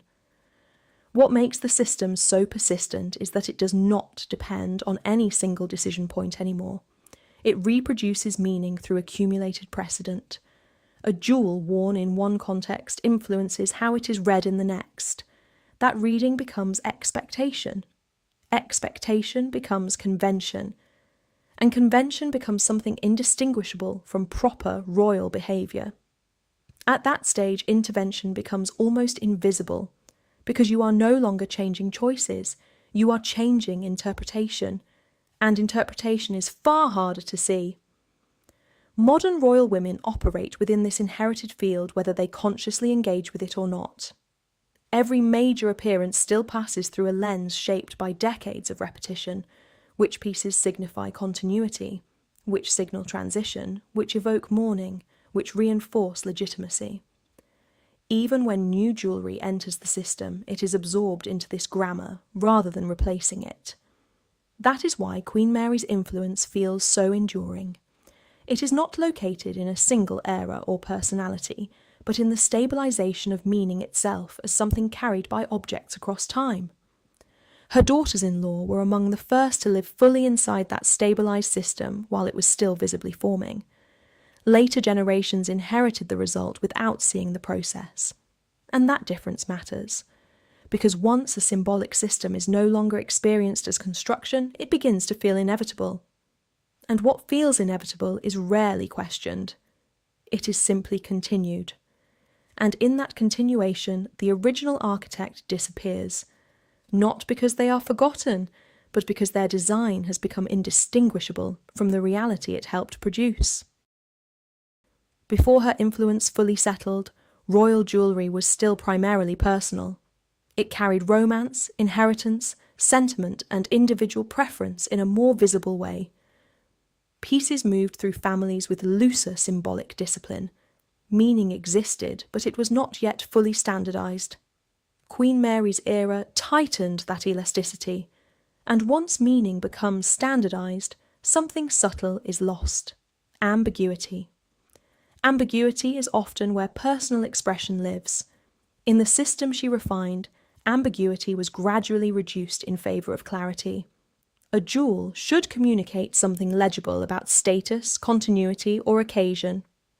It should not be open-ended in interpretation, because open-ended meaning risks instability in public reading. That principle shaped how her daughters-in-law learned to operate within the royal environment. Elizabeth Bowes-Lyon experienced this most directly during moments when public expectations and private emotion collided. In theory, jewellery could have been purely decorative. In practice, it had become part of a structured language that defined how grief, celebration, and duty were publicly expressed. Even personal milestones were filtered through institutional meaning. Marina's experience reveals a different consequence of this system. Her natural inclination toward elegance and modernity existed inside a framework that increasingly preferred controlled repetition over stylistic variation. Over time, her visual identity became less about personal expression and more about fitting within established expectations of royal appearance. Alice, Duchess of Gloucester, on the other hand, demonstrates what happens when an individual aligns almost completely with institutional structure. She becomes almost invisible in interpretive terms, not because she lacks importance, but because she produces no friction in the system. And in highly structured symbolic environments, friction is what creates visibility. Queen Mary would likely have understood all three outcomes not as personal stories, but as different positions within a controlled system of representation. And that is the key shift. Because once representation becomes systematized, individuals no longer define meaning independently. They operate within a pre-existing interpretive grid. That grid is what continues today. Even in a modern media environment where royal appearances are instantly analysed and widely disseminated, the underlying interpretive framework still defaults to inherited categories: continuity, legitimacy, mourning, celebration, transition. These categories were not created in the modern era. They were refined over generations of repetition, with Queen Mary's period acting as one of the key consolidation phases. This is why royal jewellery remains so visually powerful even outside its original historical context. The audience may not consciously know the origin of a tiara or necklace, but the emotional reading remains consistent, because the grammar of interpretation has been culturally stabilised, and stabilisation is what allows symbols to function at scale. Without it, meaning fragments into personal opinion. With it, meaning becomes shared understanding. That shared understanding is what gives monarchy its visual coherence even across radically different historical periods. The paradox is that the more stable the system becomes, the less visible its construction becomes. What began as deliberate design gradually transforms into perceived inevitability. What was once carefully curated becomes tradition, and tradition, once established, rarely feels authored. It feels inherited from time itself. This is where Queen Mary's influence reaches its most complete form, not in the specific jewels that pass through her hands, but in the transformation of jewellery into a durable language of institutional continuity, a language that her daughters-in-law learned during its formation and later generations inherited as if it had always existed. And perhaps that is the final point worth holding on to. The system does not survive because it is remembered. It survives because it no longer needs to be remembered in order to function. At the end of this long historical line, Queen Mary's influence no longer appears as something active. It appears as something already completed, like a language that reached full structure and then stopped changing its grammar. What remains visible today is not her hand, but the conditions her system created. A world in which royal jewellery is never just observed, but immediately read. Not analysed first, not decoded second, read instantly, as if meaning arrives before thought. That is the final achievement of her framework. Because once a symbolic system reaches that level of stability, it no longer needs enforcement. It survives through recognition alone. A tiara at a coronation is not questioned. A historic necklace at a diplomatic event is not interpreted from scratch. The meaning is retrieved already formed, as if it has always existed, and that illusion of permanence is the true architecture she built. Her daughters-in-law lived at the exact threshold where this transformation was still visible. Elizabeth Bowes-Lyon helped convert emotional resilience into visual continuity during war and recovery. Marina carried older aristocratic glamour into a system that was becoming more disciplined and institutionally uniform. Alice reinforced continuity simply by never breaking it. They did not just wear jewellery. They stabilised its meaning while it was still flexible enough to be shaped. After them, the system no longer needed visible shaping, it became inherited structure, and inherited structure rarely announces itself as design, it presents itself as tradition. The most profound consequence of Queen Mary's system is not that it organised royal jewellery, but that it trained perception itself to respond in predictable ways. A crown is no longer understood, it is recognised. A brooch is not interpreted. It is placed immediately into a category of meaning already formed by repetition across generations. This shift from interpretation to reflex is where symbolism becomes self-sustaining. Modern royal appearances operate entirely within this inherited reflex system. Even when new pieces are introduced, they are absorbed into pre-existing interpretive categories. Nothing appears outside the language anymore, because the language has expanded to contain almost everything. That is why the system feels timeless. But timelessness is often just repetition that has become invisible. Queen Mary's daughters-in-law occupy the early visible phase of that invisibility. Their public lives still show the mechanism at work, how meaning is assigned, tested, stabilised, and repeated until it becomes automatic. Later generations inherit only the result, not the construction, and that difference is crucial. Because those who witness construction understand fragility. Those who inherit structure experience inevitability. And inevitability is the most stable form of legitimacy any institution can achieve. There is a quiet cost embedded in this kind of stability, though it is rarely visible from the outside. When meaning becomes standardised, personal expression narrows into channels that are already historically defined. Jewellery becomes less about choice and more about alignment. Visibility becomes less about individuality and more about readability. This does not erase personality, it reframes it.